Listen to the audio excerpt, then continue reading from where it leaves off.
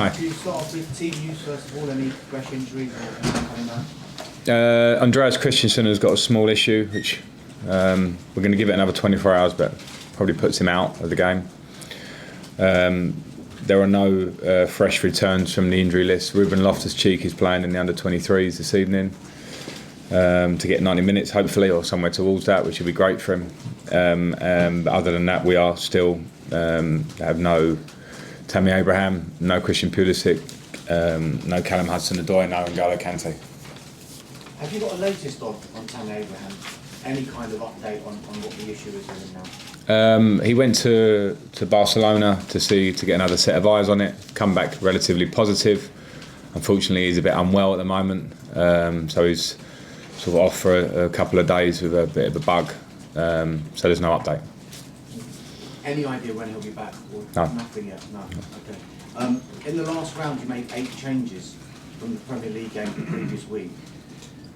Given this is, as it stands, your most realistic chance of getting silverware, what can we expect tomorrow night? Team that gives everything to try and get through to the next round against a very strong Liverpool team. So I believe in the squad. Sometimes you have to make changes. Of course, the game you go game by game, case by case on those ones. And the team I put out should give everything to compete with Liverpool, as we have done twice this season. We competed very well against them, and we're probably unfortunate on both occasions to lose. So we have to play with the same spirit and try and win. Is Kepa in the frame to come in? Yeah. What's his attitude been like since he's been dropped from the team? He's been professional? Yeah, he's been professional as expected and has trained well and kept his head down, supported the team and the group. Say the same every week, so I get asked this every week. It's been good. Does he still, though, and you've probably been asked this as well, does he still have a long-term future under you? Yeah, every player, and I said this the other day, is in control of their destiny in terms of how they train and how they play. This is Chelsea, and we're trying to close the gap to the top. So there can be no one that can be relaxed or loose or whatever. We have to push every day and then try and win the game that's in front of us. Try and train well on the day that's in front of you.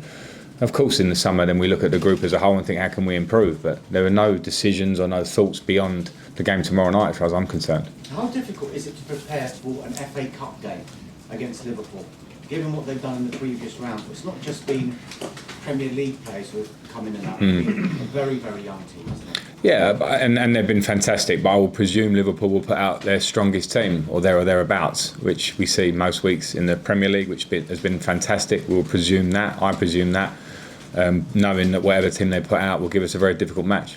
Is it a good time to play them? But why? Because they lost one game? Yeah. Maybe not, who knows? You know, that can go either way. They've become relatively human for one game. You know, that can happen in this Premier League, which is incredibly competitive. It shows how well they've done in the last year or so, particularly this season. So I can't comment it'll be any easier. This is a strong Liverpool team. Thank you. Moose. Frank, a lot of teams seem to have struggled since the winter break. I had a lot of managers telling me that it's exactly what everyone needed was a winter break. Yet it seems that a lot of clubs have struggled to get back into form, and Liverpool may be a good exception. They've lost twice since then, away to Atletico Madrid and then pushed by West Ham and then lost at the weekend. Is that fair? I don't know. It's in isolation you can look at certain teams and maybe say that. I'm guessing they're getting beaten by teams that also had a winter break, so you could look at it the other way around. You know what I mean? I don't know. I think I think personally with me, I just think with Liverpool, they're just now had a couple of results like the rest of us do. They've been out on their own this season, and that's been an incredible feat from Jurgen Klopp and the whole squad and the club. And they've just become, as I say, slightly normal. I wouldn't put that on the break, and maybe with the break, sometimes you can look at it in a short term and question it. Sometimes you can maybe question whether it's better for teams, not in those week or two after the break, but what it does for the run into the end of the season. Is there any more pressure on you and the team tomorrow to win, because this club loves winning silverware and normally every season does win something? I feel only the usual pressure for the reason that you said. I don't think normally winning something is something that I think is a phrase that is gone out of the Premier League unless you're Man City or Liverpool, pretty much, you know, in the last couple of years, because they've made so many strides and have gone out on their own slightly. So we have to understand that the landscape has changed and try and bridge the gap. And every competition we go into, going with the same thought: we want to win it. But realistically, we'll have to be at our best, obviously, to at first beat Liverpool tomorrow. How does it feel playing these games in a midweek, different nights of the week? Don't mind it. Yeah, it's good. I don't mind it. I understand the busy schedule. Sometimes we can all moan about it for our own little reasons, but the FA Cup's a huge competition. Evening games bring about a different atmosphere, and when you're drawing against someone like Liverpool, then that's a bit of the game that we all want to be involved in. And finally, you've mentioned you're going to put out the strongest squad you can to win the game, or a squad to win the game. There are players here that are beginning to need games, like Fikayo Tomori, who started the season with you and hasn't played for a while. Played on the weekend. Yeah, but probably. I know what you mean, and I'm aware of that. That's squad football, and from within, from my point of view, you have to see what you see every day and try and pick an 11 to win each game. John. Sorry, I didn't mean to kill you. No, don't worry. Frank, how are you finding it? Is this season harder than you thought it was going to be? No, I had my eyes open when I came into it, and I had a hard season at Derby last year, finished nearly very well, but there were some moments there where it's tough. This is a job. What my hard problems are what another manager's hard problems are somewhere else. They're all pretty relative. This is the nature of the job. I'm very aware of it. Do you have to be a little bit patient as well? Just obviously the summer's going to be massive for you in this club, isn't it? Just to get through to there.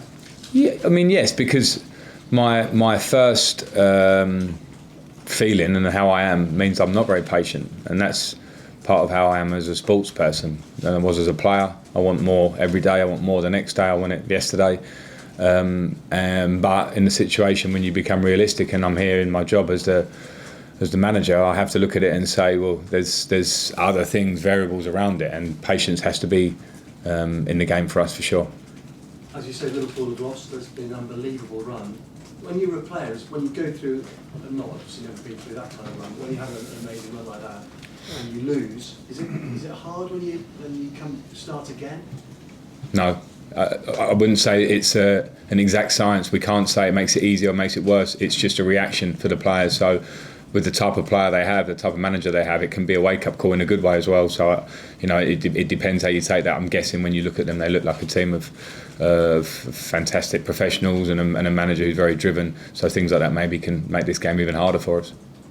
Okay, last two, Nazar and then Nick to finish. Hi, Brian, good afternoon. I just wanted to ask you, Chelsea, you obviously came to the club and there was a bit of an injury problem. There's a few injury problems when you came in, and this club generally has a really good record with injuries down the years. But now we're hitting another period where there's a lot of people out. Is there a kind of a relevance to all the different injuries, why they're coming at this period, and why Chelsea have been hit by a particularly difficult one of injuries now? No one will give you that exact answer, and I've been a player at this club when we did have a phase of injury problems, and that's not an exact science. What I will say is I agree with you. When we came into the club, injuries overlapping from last year were huge. N'Golo Kante, Tony Rudiger, and Ruben Loftus-Cheek, who's yet to kick a ball. Callum Hudson-Odoi, Willian had an injury at the start of the season from an international. So they were there from last year. It's definitely been an issue, and now we have another bulk. Christian Pulisic now out for 2 months, and N'Golo Kante has played 50% of our games, and he generally plays 100% of the games or there or thereabouts. So I think it's been slightly looked. People have looked in slightly different directions with us, with the transfer ban and the youth, but it's been a big issue for us, without a doubt. To lose N'Golo Kante, for me, one of the greatest midfield players in the world, I think pretty much for everyone who watches him, and Ruben Loftus-Cheek, one of the most exciting English midfield players in the Premier League, is a huge loss for us. There can be a tendency to maybe put a blame game when there's a lot of injuries. I was just wondering if some people have said maybe the medical, the fitness isn't as good under you or whatever. I was just wondering what you think about that kind of, talking point. What were you saying, the medical, or you saying the fitness? No, well, you can't really know from the outside, but I guess, some people have labelled that accusation maybe the style of football, or they could say the way they train. I haven't seen that, and I wouldn't label it on any one department. Yeah. Okay, Nick. Just with Tammy and Christian, I know obviously you're not sure when they'll be back yet, but are you concerned now about their injuries and how long they might be for this season? The same concern, yeah, this is certainly frustrating for them. Particularly Christian, who's had a big phase out now and he's desperate to get back. Only with the concern I have every week when they're not fit. and so it's no greater. I'm hoping when I'm not giving an answer, it's not like I'm looking into the distance and I can't see the answer. I'm hoping that they might be fit over the next week or two. I just can't say that with clarity because they've both had their issues, so that's been a difficult one, but my concern remains the same as it always has been, I suppose. Okay, thank you. Cameras off, please.